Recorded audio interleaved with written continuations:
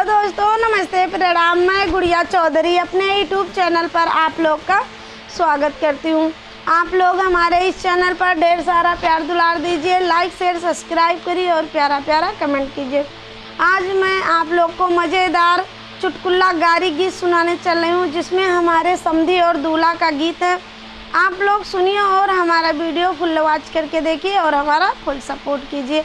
और हमारे यूट्यूब के जितने हमें नए दर्शक देख रहे हैं, कृपया हमारे चैनल को सब्सक्राइब कीजिए। मैं आप लोग को सुना रही हूँ, आप लोग सुनिए। ये हमारा गीत गारी गीत है।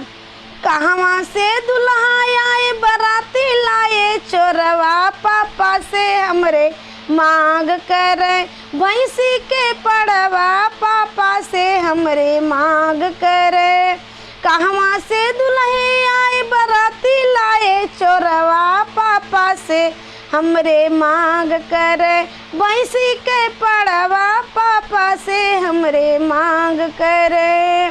कहवा से दुल्हा आए लाए बराती, चोरवा पापा से हमरे मांग करे, भैंसी के पड़वा पापा से हमरे मांग करे, भैंसी के पड़वा पापा से हमरे मांग करे।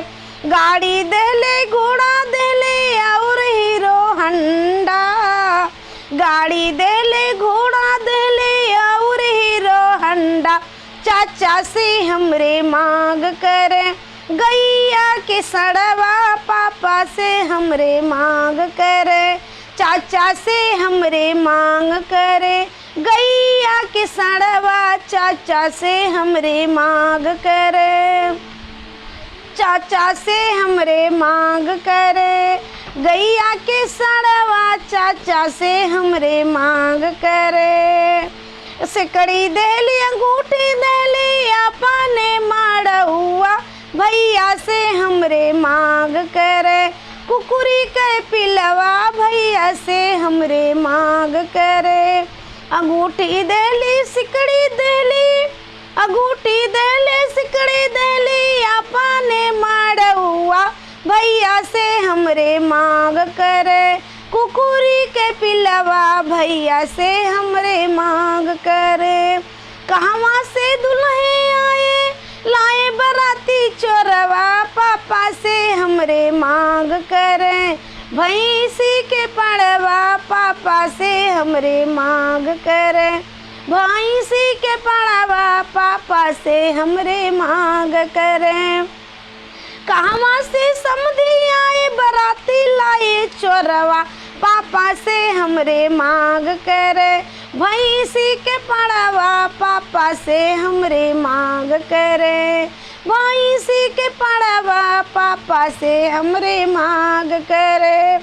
सिकड़ी देले अंगूठी देले अपने माड़ुआ, सिकड़ी देले अंगूठी देले अपने माड़ुआ, भैया से हमरे मांग करे, भैया से हमरे मांग करे, बहिनी के दुल्हा भैया से हमरे मांग करे, अपने बहिनी के दुल्हा भैया से हमरे मांग करे। कहवा से बाराती आए चोरवा पापा से हमरे मांग करे, भैंसी के पड़वा पापा से हमरे मांग करे। कहवा से अगुआ आए लाए बराती, चोरवा पापा से हमरे मांग करे, भैंसी के पड़वा पापा से हमरे मांग करे, भैंसी के पड़वा पापा से हमरे मांग करे।